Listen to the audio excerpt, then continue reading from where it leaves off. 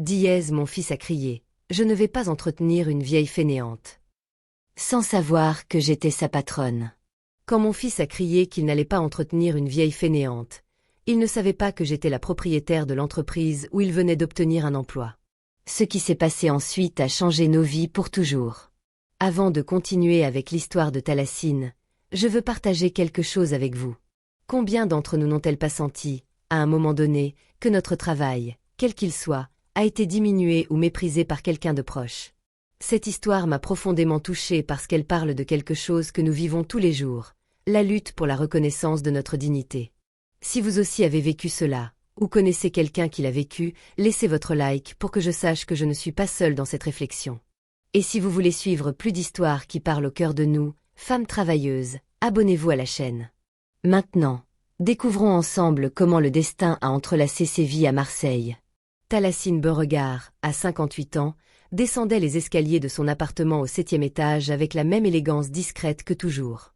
Ses cheveux châtains grisonnants étaient attachés en un chignon simple, et elle portait un manteau de laine bleu marine sur un chemisier blanc, rien qui révélait sa position de propriétaire de Méditerranée Logistique, l'une des entreprises de logistique les plus respectées du sud de la France. « Bonjour, Madame Beauregard », salua Séraphine Monclerc, la gardienne de l'immeuble, avec son accent provençal chargé de sympathie. « Bonjour, Séraphine.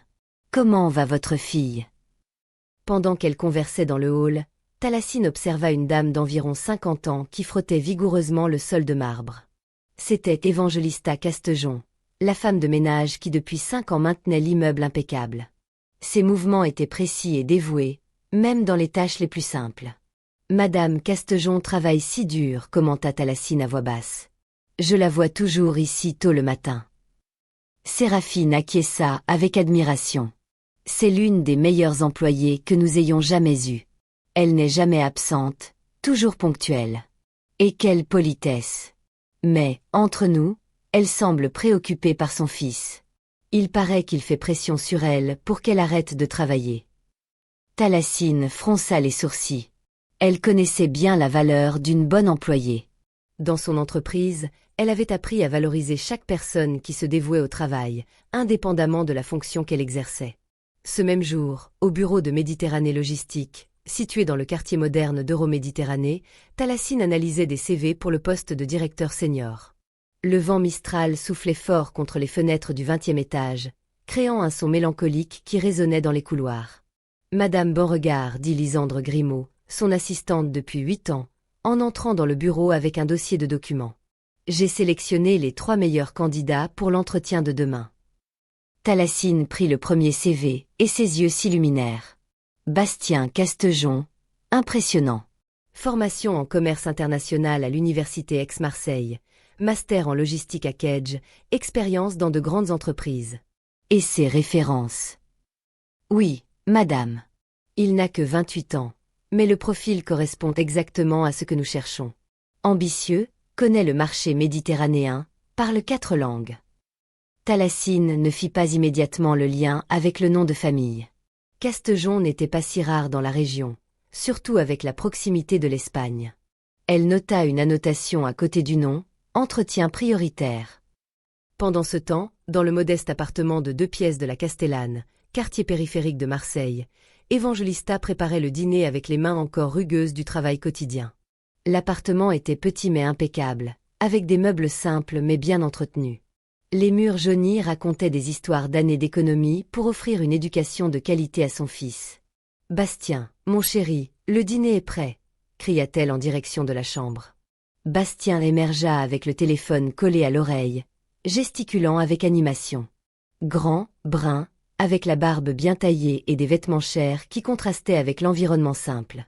Il parlait en anglais, probablement avec un recruteur. « Oui, I understand. I'll be there tomorrow at 10h du matin sharp. Thank you for the opportunity. » Evangelista sourit fièrement. Encore un entretien, mon fils. Oui, maman. Et celui-ci pourrait être le bon. Méditerranée Logistique, une grande entreprise. Si j'obtiens ce poste, je pourrai enfin te sortir de cette vie. Le ton de Bastien était affectueux, mais il y avait une impatience sous-jacente qu'Evangelista connaissait bien. Elle servit le cassoulet qu'elle avait préparé, l'un des rares luxes qu'elle s'autorisait, souvenir de son enfance à Toulouse. Tu sais, Bastien, j'aime mon travail. Les gens de l'immeuble sont gentils, le salaire est honnête. Maman, s'il te plaît. Bastien soupira, passant la main dans ses cheveux. Tu as 53 ans. Tu devrais profiter de la vie, pas te tuer à nettoyer les escaliers et les toilettes des autres. Evangelista baissa les yeux. Elle savait que son fils avait honte de sa profession, bien qu'il ne le dise jamais directement. C'était un poids qu'elle portait en silence, une petite blessure dans son cœur qui ne cicatrisait jamais complètement. Après-demain, je dois travailler plus tard, dit-elle, changeant de sujet. Madame Monclerc m'a demandé de faire un grand nettoyage du hall. Elle va recevoir des inspecteurs de la préfecture. Bastien mastiqua en silence, perdu dans ses pensées sur l'entretien du lendemain. Il ne savait pas que le destin tissait une toile complexe qui unirait deux mondes apparemment distants, dans une confrontation qui changerait la vie des deux familles pour toujours. La nuit tomba sur Marseille comme un voile sombre, et les lumières du port clignotaient comme des étoiles terrestres. Des deux côtés de la ville, dans l'élégant appartement de Thalassine et dans l'humble foyer d'Evangelista, deux femmes se préparaient à dormir, sans imaginer que leur vie était sur le point de s'entremêler d'une façon qu'aucune d'elles ne pourrait prévoir. Le matin du mardi arriva avec le ciel gris caractéristique de l'automne méditerranéen. Thalassine arriva au bureau 1 heure plus tôt que d'habitude, anxieuse pour les entretiens qui définiraient l'avenir de son entreprise. Elle portait un tailleur gris anthracite de Chanel, discret mais élégant, et ses chaussures de cuir italien résonnaient dans les couloirs encore vides. « Du café, Madame Beauregard ?» demanda Lysandre, déjà à son poste. « Merci. Et confirmez que tout est préparé pour les entretiens.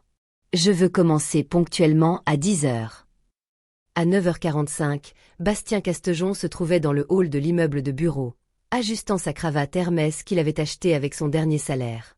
Ses mains transpiraient légèrement, non de nervosité, mais d'anticipation. C'était sa chance de enfin accéder au niveau qu'il avait toujours cru mériter. L'entretien dura 1h30. Thalassine fut impressionnée par l'articulation de Bastien, ses connaissances techniques et sa vision stratégique pour le marché européen. Il y avait quelque chose en lui, une ambition féroce, presque palpable, qui lui rappelait elle-même à 30 ans. « Monsieur Castejon, dit-elle à la fin, votre présentation a été exceptionnelle. Vous avez exactement le profil que nous recherchons. Je prendrai une décision d'ici jeudi. » Bastien sourit avec une confiance qui frôlait l'arrogance. « Madame Beauregard, je n'hésite pas à dire que cette opportunité est exactement ce dont ma carrière a besoin en ce moment. Je suis sûre que vous ne le regretterez pas. » Après son départ, Thalassine resta quelques minutes en silence, observant par la fenêtre le mouvement des docks. Il y avait quelque chose chez Bastien qui la dérangeait légèrement, une certaine froideur dans le regard, mais elle n'arrivait pas à identifier exactement quoi. Ce même jour, vers 15 heures, Thalassine décida de rentrer chez elle plus tôt. Elle avait une réunion avec des investisseurs le lendemain et voulait revoir les rapports tranquillement. L'ascenseur était en maintenance, alors elle monta par les escaliers, chose qu'elle faisait rarement. Au 5e étage, elle rencontra Evangelista qui nettoyait les rampes avec un soin méticuleux. La femme plus âgée sourit timidement en la voyant. « Bonjour, Madame Beauregard. Excusez le dérangement. L'ascenseur devrait être réparé dans quelques heures. » « Ne vous inquiétez pas, Madame. Castejon.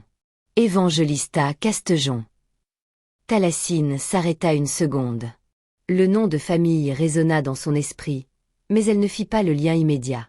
Elle avait interviewé tant de personnes ces derniers mois. « Vous travaillez ici depuis longtemps, Madame Castejon. » 5 ans, Madame. J'ai toujours beaucoup aimé ce travail. Evangelista hésita, puis continua. Les gens ici sont respectueux. Ce n'est pas courant partout. Il y avait une mélancolie dans sa voix qui toucha Thalassine. Elle reconnaissait ce ton, celui de quelqu'un qui avait affronté le manque de respect ailleurs. Je suis sûre que vous faites un excellent travail. L'immeuble est toujours impeccable. Evangelista rougit légèrement. Merci, Madame. C'est très gentil de votre part. Elles continuèrent à parler quelques minutes. Evangelista raconta sa routine, comment elle se levait à 5 heures du matin pour s'assurer que tout soit parfait avant que les résidents partent au travail.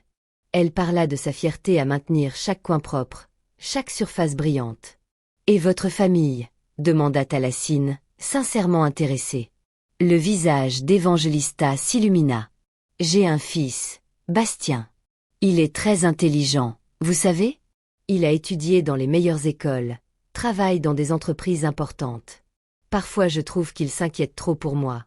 Il veut que j'arrête de travailler. Ah, quel nom intéressant, Bastien. À ce moment, le téléphone d'Evangelista sonna. C'était un message de son fils. « Maman, je viens te chercher aujourd'hui à 18 heures. Il faut qu'on parle. » Evangelista soupira. « Excusez-moi, madame, mais je dois me dépêcher. Mon fils va venir me chercher. Eh bien, il n'aime pas quand je suis en retard. » Thalassine perçut une ombre d'appréhension sur le visage de la femme de ménage. « Tout va bien à la maison. »« Oui, oui. C'est juste que... Bastien pense que je devrais arrêter de travailler. Il dit qu'il a les moyens de m'entretenir maintenant. » Evangelista baissa la voix. « Mais je ne veux être un fardeau pour personne, vous savez? J'aime avoir mon indépendance. » Ces mots touchèrent profondément Thalassine. Elle reconnaissait chez la femme plus âgée la même détermination qui l'avait menée à construire son empire entrepreneurial. À 18 heures pile, Bastien gara son Audi à 4 noirs devant l'immeuble. Il tambourinait des doigts sur le volant avec impatience, vérifiant son téléphone chaque minute. Il détestait ce quartier, détestait devoir la chercher dans ce travail qu'il considérait dégradant. Evangelista descendit rapidement, portant un sac avec ses produits de nettoyage. Mais au moment où elle s'apprêtait à monter dans la voiture, elle réalisa qu'elle avait oublié les clés de l'appartement dans le vestiaire du sous-sol. « Merde, murmura-t-elle, j'ai oublié mes clés. Je vais les chercher rapidement. »« Tu n'as pas encore fini ?» demanda Bastien, sa voix chargée d'irritation. « Maman, il est 6 heures. Tu aurais dû finir depuis longtemps. »« C'était de ma faute, mon chéri. L'ascenseur était cassé et j'ai dû monter et descendre les escaliers plusieurs fois. Je vais juste chercher les clés et... »« Non !» explosa Bastien, sortant de la voiture. « Ça suffit. J'en ai marre, maman. Marre de venir te chercher dans cet endroit. Marre de te voir t'humilier. » Evangelista regarda autour d'elle, gênée. Quelques résidents passaient par l'entrée, et elle ne voulait pas faire de scène. « Bastien, s'il te plaît, baisse la voix. »« Pourquoi? Pourquoi tu as honte? Tu devrais avoir honte. Une femme de ton âge qui s'abaisse à nettoyer la saleté des autres. » À ce moment, l'ascenseur, qui avait été réparé, s'ouvrit au rez-de-chaussée. Thalassine en sortit, revenant d'une promenade qu'elle avait l'habitude de faire pour clarifier ses pensées avant les décisions importantes. Elle s'arrêta en entendant les voix altérées. Bastien était dos à elle, gesticulant violemment. « Vous me faites honte, maman. Vous m'embarrassez. Je travaille dans des entreprises respectables, j'ai des collègues importants, et ils savent que ma mère est une simple femme de ménage. Et maintenant, quand j'obtiens enfin une opportunité en or, vous voulez encore continuer cette vie misérable. » Evangelista avait les larmes aux yeux. « Bastien, mon travail est honnête. »« Honnête ?» Bastien rit amèrement. « Maman, écoutez-moi bien. Je ne vais pas entretenir une vieille fainéante qui s'humilie en nettoyant la saleté des autres. Soit vous arrêtez ça maintenant, soit vous vous débrouillez toute seule. » Le silence qui suivit fut assourdissant. Evangelista pâlit comme si elle avait reçu une gifle. Ses mains tremblèrent, et le sac avec les produits de nettoyage tomba au sol, éparpillant quelques articles sur le trottoir. Thalassine sentit comme si l'air avait été aspiré de ses poumons. Elle reconnut la voix, reconnut le profil de l'homme qui était encore dos à elle. Le même Bastien Castejon qui avait impressionné tout le monde à l'entretien ce matin, qui parlait de valeur et de leadership, venait d'appeler sa propre mère vieille fainéante. Les secondes semblèrent éternelles. Bastien se retourna finalement, encore rouge de colère, et ses yeux rencontrèrent ceux de Thalassine. La reconnaissance fut instantanée et dévastatrice. Le sang se retira de son visage, le laissant pâle comme du papier. « Madame Burgard !» Thalassine le fixa avec une froideur qu'elle réservait seulement aux situations les plus graves. Son regard se déplaça de Bastien vers Evangelista, qui était encore sous le choc, puis revint vers lui. « Monsieur Castejon, dit-elle, sa voix basse mais chargée d'une autorité qui fit reculer Bastien d'un pas. Je crois que notre conversation peut attendre jusqu'à demain. » Evangelista comprit finalement la situation. Ses yeux se déplacèrent entre son fils et la femme élégante, et la vérité la frappa comme une avalanche. Madame Beauregard n'était pas seulement une résidente quelconque, elle était quelqu'un d'important, quelqu'un que son fils connaissait professionnellement. Madame commença. Evangelista, sa voix brisée. Je ne savais pas. Thalassine s'approcha de la femme plus âgée, et avec une gentillesse qui contrastait complètement avec la froideur dirigée vers Bastien, l'aida à ramasser les produits de nettoyage éparpillés. Madame Castejon, dit-elle doucement, rien de ce qui s'est passé ici n'est de votre faute. Rien.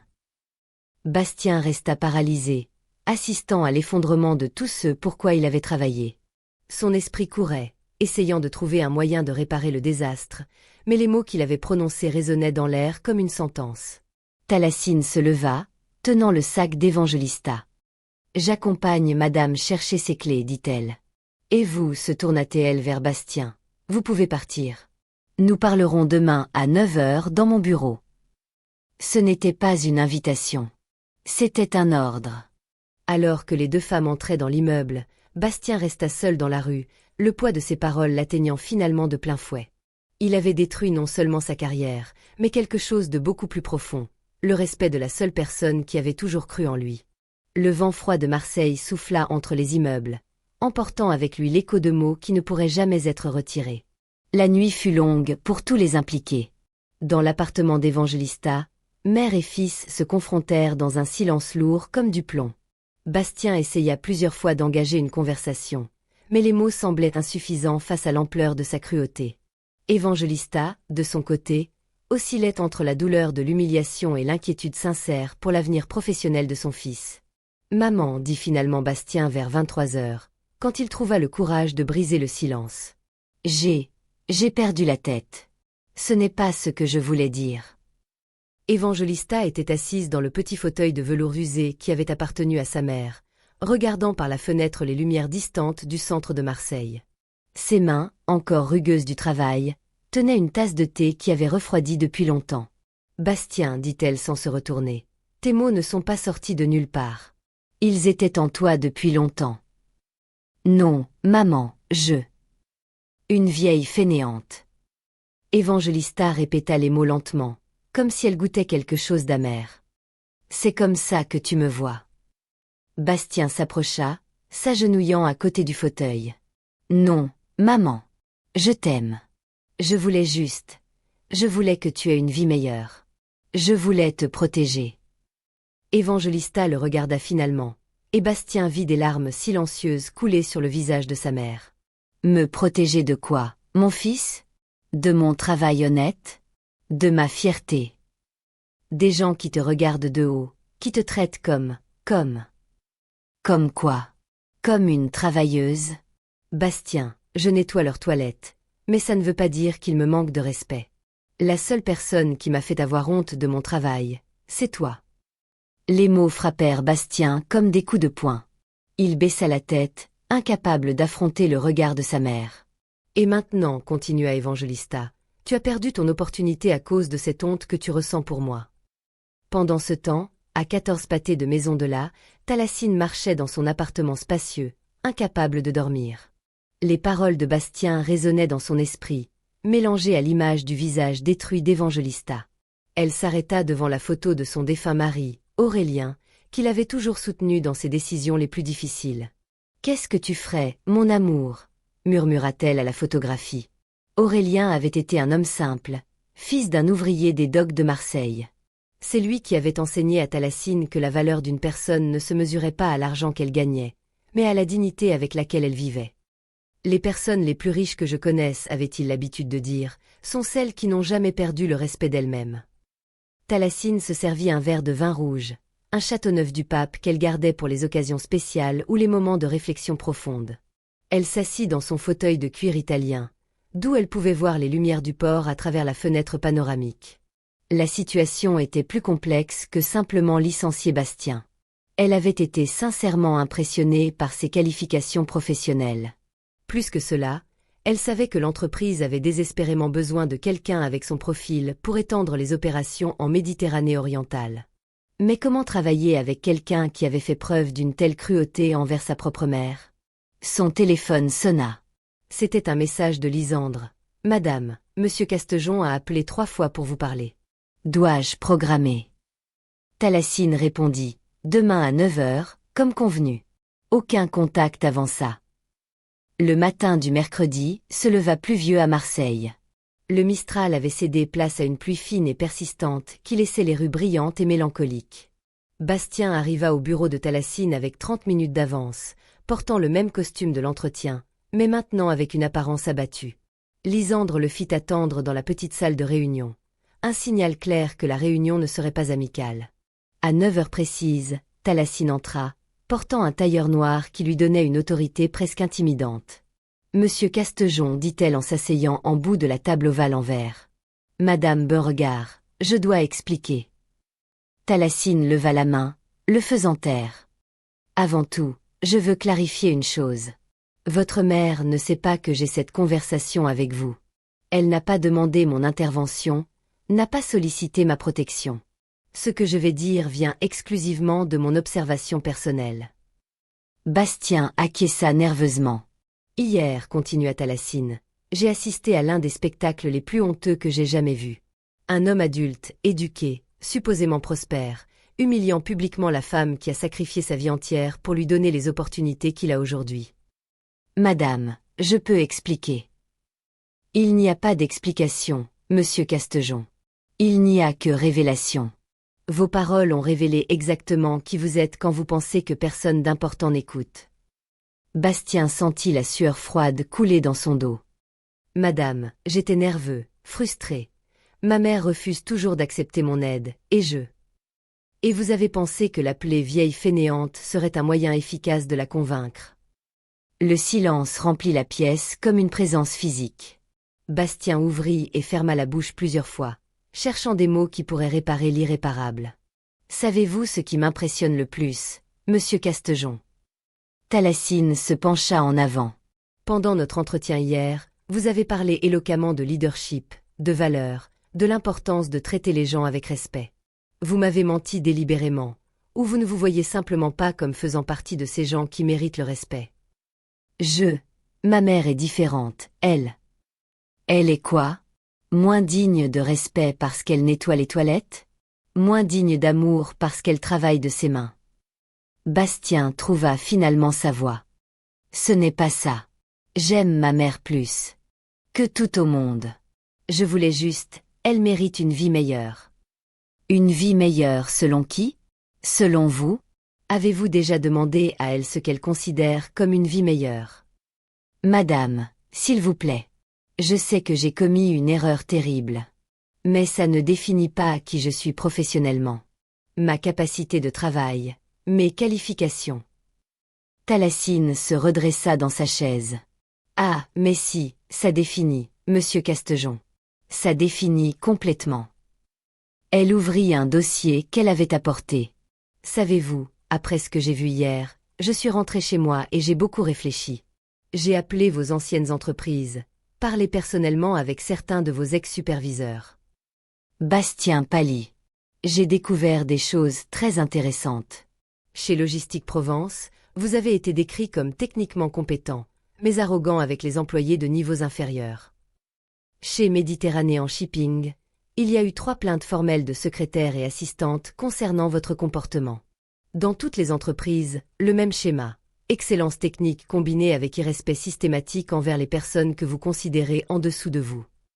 Madame, ce n'est pas. En fait, continua Thalacine impitoyablement, j'ai découvert que vous n'avez jamais mentionné que votre mère travaille comme femme de ménage. Dans tous vos CV, dans tous les entretiens, vous l'avez décrite comme femme au foyer. Pourquoi? Bastien ne put répondre. Parce que vous avez honte d'elle. Et une personne qui a honte de sa propre mère parce qu'elle a un travail honnête est une personne qui ne peut pas diriger d'autres êtres humains. La pluie battait la fenêtre plus fort maintenant, créant un rythme mélancolique qui semblait accompagner l'effondrement des espoirs de Bastien. Madame Beauregard, dit-il finalement, sa voix presque un murmure, j'ai besoin de ce travail. Pas seulement pour moi, mais pour ma mère. Je veux pouvoir prendre soin d'elle. Prendre soin d'elle. Thalacine rit sans humour. Monsieur Castejon, Hier vous avez clairement dit que vous ne vouliez pas l'entretenir. Vos mots exacts étaient que vous n'alliez pas entretenir une vieille fainéante. Point. Bastien baissa la tête, vaincu. Je sais que je ne peux pas défaire ce que j'ai dit. Mais je peux essayer de me racheter. La rédemption, monsieur Castejon, ne se passe pas dans une salle de réunion. Elle se passe dans la vraie vie, dans les petites actions quotidiennes, dans le respect véritable des gens. Talassine ferma le dossier. Quant au poste. S'il vous plaît, madame. Donnez-moi une chance de prouver que je peux changer. Talassine l'étudia longuement. Il y avait quelque chose dans ses yeux, non seulement du désespoir, mais peut-être, juste peut-être, un début de compréhension réelle de ce qu'il avait fait. Très bien, dit-elle finalement. Je vais vous donner une opportunité. Mais ce ne sera pas le poste de directeur senior. Bastien fronça les sourcils, confus. Vous allez travailler comme assistant d'opération pendant 3 mois. Salaire minimum. Vos fonctions incluront organiser les archives, nettoyer les salles de réunion après les conférences et assister notre équipe de nettoyage nocturne. Madame, je n'ai pas fini. Pendant ces 3 mois, vous allez aussi accompagner votre mère au travail ici dans l'immeuble.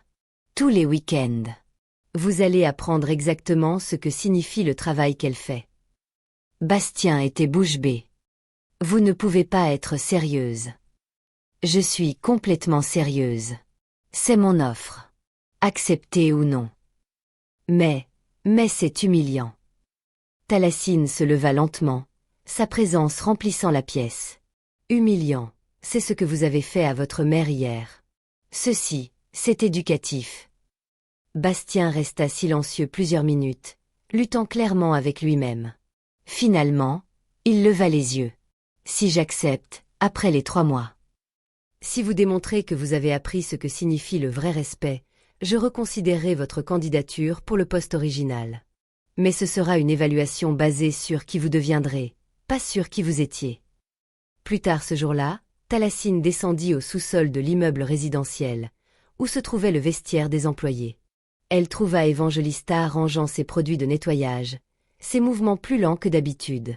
Madame Castejon. Evangelista se retourna, surprise. Madame Beauregard. Qu'est-ce que... Vous ne devriez pas être ici. Puis-je vous parler quelques minutes? Evangelista acquiesça nerveusement, indiquant 2 chaises en plastique à côté des casiers. Madame Castejon, commença gentiment Talassine, je veux que vous sachiez que j'ai parlé avec votre fils aujourd'hui. Evangelista pâlit. Madame, s'il vous plaît, ne lui faites pas de mal à cause de ce qu'il a dit. C'est un bon garçon, il était juste nerveux. S'il vous plaît, laissez-moi finir. Talassine toucha légèrement le bras de la femme plus âgée. Je lui ai offert une opportunité de travailler dans mon entreprise. Offert. Evangelista sembla confuse. Mais, après ce qui s'est passé. Parfois, les gens ont besoin d'une seconde chance pour découvrir qui ils sont vraiment. Mais... Talassine hésita. Je dois vous dire quelque chose sur mon mari. Evangelista attendit en silence. Aurélien venait d'une famille très simple. Quand nous nous sommes rencontrés, je commençais mon entreprise, et lui travaillait au doc. Beaucoup de gens de ma classe sociale m'ont dit que je m'abaissais point. Et qu'avez-vous fait? Je l'ai épousé quand même. Et savez-vous pourquoi? Parce qu'il n'a jamais, pas une seule fois en 20 ans de mariage, montré de honte de ses origines ou du travail de sa famille. Cela, pour moi, était plus précieux que n'importe quel diplôme ou compte en banque. Evangelista acquiesça lentement, commençant à comprendre. Madame Castejon, je veux vous faire une proposition aussi. À moi. J'aimerais que vous considériez travailler comme superviseur de nettoyage dans mon entreprise. Nous avons un immeuble de bureaux de 10 étages, et j'ai besoin de quelqu'un d'expérimenté pour coordonner l'équipe. Evangelista resta sans voix. Madame, je n'ai pas d'expérience en supervision. Vous avez 5 ans d'expérience à maintenir cet immeuble impeccable. Vous avez le respect de tous les résidents. Et, plus important, vous avez la dignité que beaucoup de superviseurs que j'ai connus n'ont jamais eue. Mais, et l'immeuble ici? Séraphine m'a dit qu'elle a une nièce qui cherche du travail. Quelqu'un de confiance. Evangelista regarda ses mains calleuses, puis de nouveau vers Thalassine. Madame, pourquoi faites-vous cela pour moi? Parce que, Thalassine sourit pour la première fois depuis des jours. Je reconnais une femme forte quand j'en vois une. Et parce que je crois que parfois l'univers nous met sur le chemin des bonnes personnes au bon moment. 3 mois passèrent depuis ce matin pluvieux qui changea la vie de 3 personnes pour toujours. L'hiver était arrivé à Marseille avec sa lumière dorée caractéristique, et au 10e étage de Méditerranée Logistique, Bastien Castejon finissait d'organiser les rapports de la semaine. Ses mains, autrefois toujours douces et bien soignées, montraient maintenant de petits cals, marque de 3 mois à apprendre ce que signifiait le travail manuel. Bastien appela. Lysandre. Madame Beauregard veut vous voir dans la salle de conférence. C'est aujourd'hui. L'estomac de Bastien se contracta. 3 mois exactement depuis que Thalassine lui avait offert une seconde chance. Dans la salle de conférence, Thalassine observait le port par la fenêtre panoramique. Ponctuel comme toujours, Monsieur Castejon. Asseyez-vous. Aujourd'hui marque exactement 3 mois depuis notre dernière conversation sérieuse, commença-t-elle. Croyez-vous avoir réussi à vous racheter? Bastien respira profondément. Madame Beauregard, il y a 3 mois j'étais un homme perdu qui prétendait avoir le contrôle. La rédemption n'est pas quelque chose qu'on obtient en 3 mois, c'est quelque chose qu'on construit jour après jour. Racontez-moi une situation qui a changé votre perspective. La 2e semaine, j'aidais Karim, le superviseur nocturne, à nettoyer cette salle après une réunion. Ma première réaction fut de dégoût. Bastien fit une pause. Mais alors Karim m'a dit, demain, les cadres vont s'asseoir ici et prendre des décisions importantes parce qu'ils sont arrivés et ont tout trouvé parfait. Nous créons l'environnement qui leur permet de réussir. Et qu'avez-vous pensé? Que pour la première fois je comprenais ce que signifiait être vraiment essentiel. Pendant des années, j'ai regardé le travail de ma mère comme quelque chose de moindre. Maintenant je comprends que c'est moi qui étais moindre. Thalassine acquiesça. J'ai une proposition. Je veux vous offrir un poste de directeur du développement humain. Diriger des programmes de rotation où les cadres travaillent dans tous les départements. L'ampleur de la proposition frappa Bastien. Madame, j'accepte, mais avec 2 conditions. Dites-les. Première, je veux continuer comme assistant pendant 3 mois de plus, parallèlement aux nouvelles fonctions. Seconde, je veux que ma première action officielle soit d'organiser une cérémonie de reconnaissance pour tous les employés, en commençant par ma mère. 2 heures plus tard, Bastien était devant le bureau de sa mère au 3e étage. Pendant les 3 mois, ils s'étaient parlé comme mère et fils. Maintenant il la cherchait dans son environnement professionnel. Bastien, que fais-tu ici? Evangelista se leva, surprise. Maman, j'ai quelque chose d'important à discuter. Il s'assit. Avant tout, je veux m'excuser non seulement pour les paroles de cette nuit, mais pour des années de petite cruauté. Pour avoir changé de sujet quand tu parlais de ton travail. Pour avoir eu honte quand on demandait ce que tu faisais. Des larmes se formèrent dans les yeux d'Evangelista. Madame Beauregard m'a offert un poste incroyable aujourd'hui. Directeur du développement humain. Mais je n'accepterai que si tu acceptes d'être ma partenaire. Comment ça? Je veux que tu sois ma consultante officielle. Tu as 5 ans à voir comment cette entreprise fonctionne de bas en haut. Tu sais ce qui marche et ce qui ne marche pas. Bastien, je n'ai pas de formation. Tu as quelque chose de mieux, une expérience réelle et de l'intégrité. Bastien prit les mains de sa mère. Ces 3 mois m'ont appris à te voir comme tu es vraiment. Une femme extraordinaire qui mérite d'être écoutée. Evangelista regarda leurs mains calleuses entrelacées, les siennes maintenant aussi marquées par le travail. À une condition, dit-elle finalement. Que ce soit vraiment un partenariat. Pas toi qui me donnes un poste par pitié. Maman, je ne serais pas capable de faire ça sans toi. Et ce n'est pas par culpabilité, c'est parce que je suis finalement assez intelligent pour reconnaître la personne la plus qualifiée. 1 semaine plus tard, dans la salle de conférence principale, des représentants de tous les départements étaient réunis pour la première fois dans l'histoire de l'entreprise. L'idée est simple, expliquait Bastien.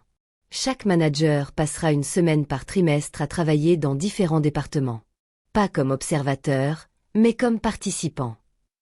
Cela inclut le nettoyage, la sécurité, La maintenance, continua Évangélista, sa voix ferme. Monsieur Dubois, le directeur financier, fronça les sourcils. Cela ne semble pas être une utilisation efficace du temps des cadres. Monsieur Dubois, dit Évangélista doucement, la semaine dernière, un malentendu sur le nettoyage a résulté en un retard de 2 heures à la réunion avec les clients japonais. Coût, 15 000 €. La salle se tut. Comment savez-vous cela? Demanda Dubois. Parce que j'ai supervisé le nettoyage et je savais que nous avions besoin de plus de temps. Mais quand j'ai essayé de communiquer, on m'a dit que le nettoyage devrait connaître sa place. Le programme ne concerne pas l'humilité, expliqua Bastien. Il s'agit de briser les barrières pour travailler comme une vraie équipe. 3 semaines plus tard, une crise testa le programme. Une fuite inonda le sous-sol pendant la nuit, menaçant de paralyser les opérations.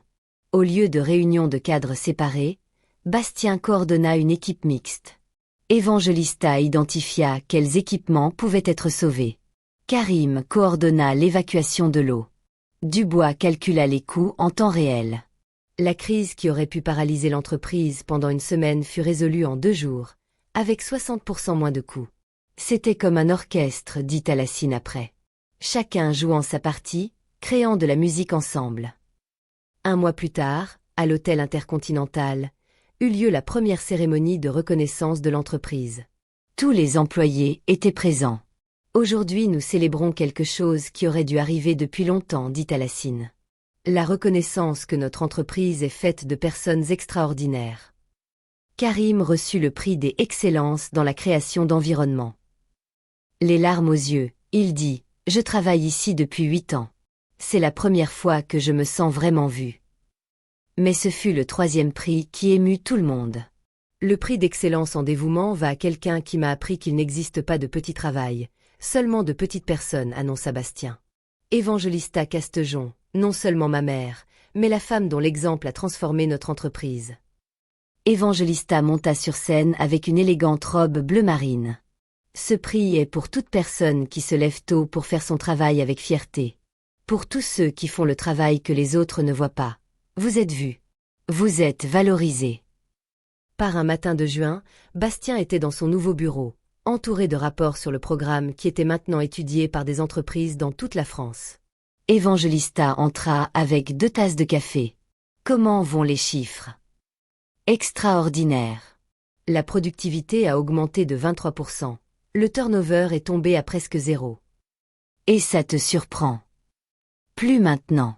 Quand les gens se sentent valorisés, ils donnent naturellement le meilleur. Et toi, mon fils? Comment te sens-tu? Utile.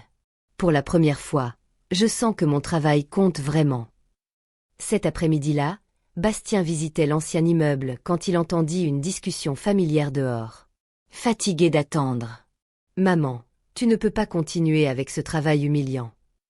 C'était un jeune cadre qui se disputait avec une femme de ménage. Comme un film terrible de sa propre vie.